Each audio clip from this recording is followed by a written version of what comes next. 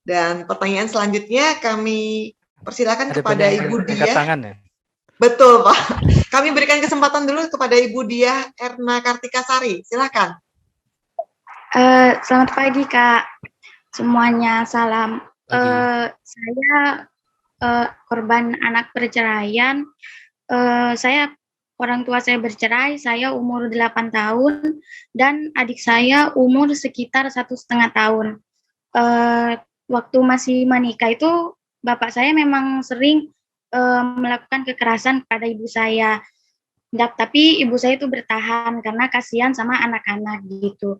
Nah, terus pas yang masalah terakhir ini, karena bapak saya ketahuan selingkuh, jadi mereka berantem. Bapak saya itu mukul ibu saya menggunakan vas bunga sampai kepala ibu saya itu pecah di depan saya dan juga posisi saya sedang menggendong adik saya. Jadi saya rada gimana ya, trauma gitu kan sama kekerasan. Terus pas setelah perceraian itu saya dan adik saya ikut mama saya. Bapak saya sih katanya langsung menikah sama selingkuhannya itu. Nah, sejak saat itu tuh bapak saya nggak pernah ingat sama saya dan juga adik saya, nggak pernah bantuin ibu saya untuk ngasih nafkah saya dan adik saya, masalah sekolah semuanya itu bapak saya nggak mau tahu gitu. Benar-benar kita lepas kontak padahal rumah kita deket, kayak cuma satu kota tapi cuma beda desa, itu pun cuma selisih jauhnya cuma selisih 1 desa. Dekat lah gitu, padahal juga pekerjaan bapak saya kan tukang ojek pangkalan gitu, dan pangkalannya itu dekat dengan rumah saya, tapi bapak saya itu benar-benar nggak apa ya, kayak nggak ada niatan untuk nengokin anaknya, ngasih uang atau apa. Padahal itu sering, kalau saya berangkat sekolah itu masih sering ketemu gitu, sering ngeliat dia di pangkalannya, tapi dia tuh nggak ada respon, nggak ada apa. Kadang kalau udah ngelihat kayak saya sama adik saya itu mau nyamperin, dia tuh tiba-tiba langsung pergi gitu, kayak bener-bener nggak mau gitu ngelihat ala saya sama adik saya.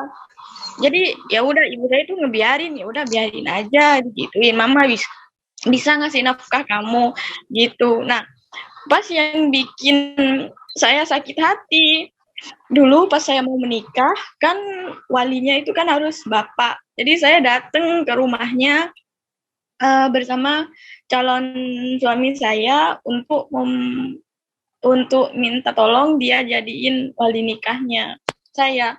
Terus nggak dibolehin sama ibu tiri saya itu, sampai berantem,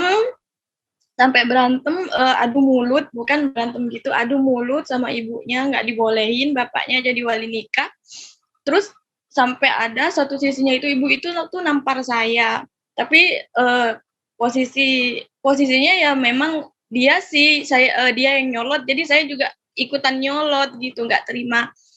Terus dia nampar saya, calon suami saya nggak terima, agak didorong dikit, dipisahin, terus habis itu kita pulang. Saya kasih tahu ke ibu saya kalau bapaknya nggak bolehin jadi wali nikah sama istrinya gitu. Terus calon suami saya itu ngomong sama mama, bilang kalau adik tadi ditampar mah gitu. Terus mama saya nggak terima, akhirnya ke kantor polisi sama polisi disuruh ke balai desa aja dulu rembukan gitu kan. Terus pas udah gitu beneran ke kantor kepala desa untuk rembukan untuk masalah wali nikah, akhirnya bapaknya mau jadi wali nikah.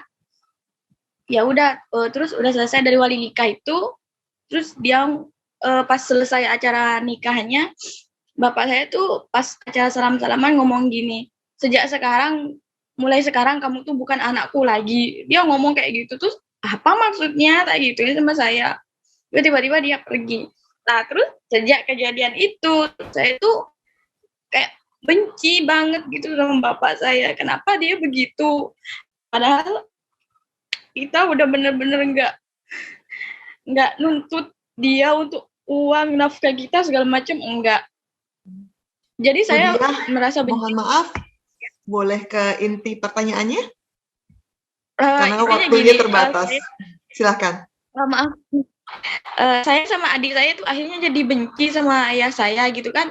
Cuma posisi kan dia orang tua gitu kan. Jadi gimana saya udah kayak ya udahlah gitu. Tapi adik saya ini benar-benar benci banget gitu sama ayah saya. Saya mau adik saya tuh nggak kayak saya gitu. Soalnya adik saya masih sekolah. Jadi gimana caranya adik saya nih supaya nggak benci sama ayah saya? Apa yang harus saya lakuin biar adik saya itu bisa gini, bisa menerima gitu, walaupun bapak kita kayak begitu. Gitu aja sih, Kak. Terima kasih, Bu Dia. Kami Ya. persilahkan kepada Pak Roy atau Bu Widiawati yang mau merespon. Silakan Bu Widya dulu atau saya dulu? Saya dulu, Pak. Terima kasih, Bu Dia. Saya percaya bahwa segala sesuatu itu pasti ada waktunya. Dan yang perlu dilakukan, kita tahu bahwa orang tua bisa mengalami hal itu karena kita tahu bahwa orang tua juga tidak pernah belajar parenting ya ketika dia menjadi orang tua. Dan kita tahu bahwa orang tua kita tidak sempurna. Apa yang terjadi itu terlalu, kalau saya melihat itu kompleks sekali. Apa yang dialami Kak Dia, juga dialami oleh adiknya. Namun kita tahu bahwa ada power zone yang bisa kita kendalikan, yaitu respon kita, bagaimana. Kalau untuk adiknya, saya rasa memang setiap orang mengalami, mungkin Bu Dia bisa menceritakan, saya pun juga mengalami mungkin hal yang sama. Tapi bagaimana saya meresponi adalah ketika saya belajar. Saya belajar dan saya mengenali hati saya dan saya mengenali apa yang terjadi dalam hidup saya. Begitu banyak peristiwa-peristiwa negatif yang dialami oleh kakak dan juga Kak Dia juga dengan adiknya. Kita tidak bisa bagaimana mengatakan kepada adik saya, di dalam sebuah proses itu adalah mengenali dulu, kemudian kita mengakui ya, memang orang tua kita nggak sempurna. Kita mengakui bahwa orang tua tidak sempurna, kemudian kita belajar menerima. Mungkin di dalam tahapan proses itu cukup panjang, tidak seperti yang saya katakan. Cuman, saya tahu bahwa power zone kita itu ada apa yang kita pikirkan, apa yang kita rasakan, apa yang kita katakan, apa yang kita responi, yang kita lakukan, itu adalah semua berada di dalam hidup kita. Tinggal mungkin Bu Dia, saran saya harus menemui konselor atau menemui psikolog untuk kita lebih tahu lebih lanjut. Karena dari cerita Bu Dia, saya rasa itu tidak sesimpel dengan yang diceritakan. Mungkin lebih pedih, lebih itu yang dirasakan, saya tahu. Berproseslah, kenali perasaan-perasaan, emosi, apa yang terjadi. Dan berdoa jangan lupa Bu, tetap bahwa kita tetap mengandalkan Tuhan. Ya, dengan berproses, dengan mengakui dan menerima, itu mungkin akan lebih membantu, juga akan lebih terbantu kalau kita menemui konselor. Akan banyak tahapan-tahapan yang harus dilalui. Silakan Pak Roy. Oke, terima kasih Bu Widya. Ya, saya setuju dengan apa yang dikatakan Bu Widya tadi, ya. Karena pemulihan atas kerusakan itu tidak semudah yang kemudian Ibu cerita, kemudian kita kasih advice langsung terjadi kan. Seperti itu kan butuh dilihat dulu. Tapi langkah penting pertama untuk masuk dalam perjalanan ini adalah dengan melepaskan pengampunan. Memang itu tidak mudah, tetapi itu sangat penting. Jadi ketika kita melepaskan, jadi kita akui bahwa kita punya sebuah masalah, ya. Itu Ibu udah melihat, udah punya, udah mengakui bahwa punya permasalahan di masa lalu.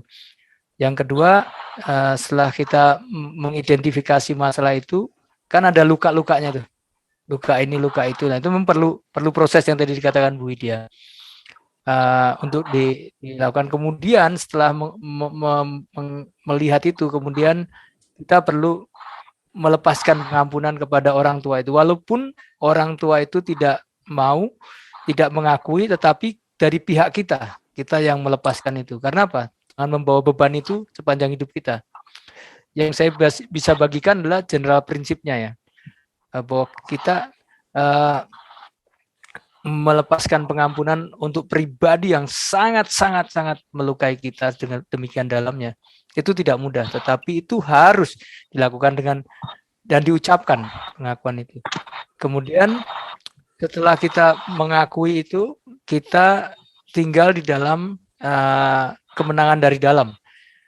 Kemenangan dari dalam ya berarti harus ada confession segala macam dan sebagainya, itu memang nanti pasti ada tahap-tahapnya. Yang berikutnya adalah ada komunitas orang-orang yang mendukung Ibu, mendukung dan yang menjaga gitu ya. Kalau kita tinggal sendiri ya bagus ada suami bisa bersepakat dengan suami, tetapi selain itu ada orang-orang di sekitar yang mendukung kita untuk kita bisa berjalan di dalam kemenangan. Karena kalau kita berjalan sendiri kita nggak mungkin. Kita butuh orang-orang di sekeliling kita yang membawa kita berjalan pada kemenangan, yaitu berjalan dalam kemuliaan kepada kemuliaan. Kira-kira itu sih. Itu general prinsip yang saya bisa bagikan. Terima kasih. Terima kasih, Pak. Terima kasih. Pertanyaan selanjutnya kami berikan kesempatan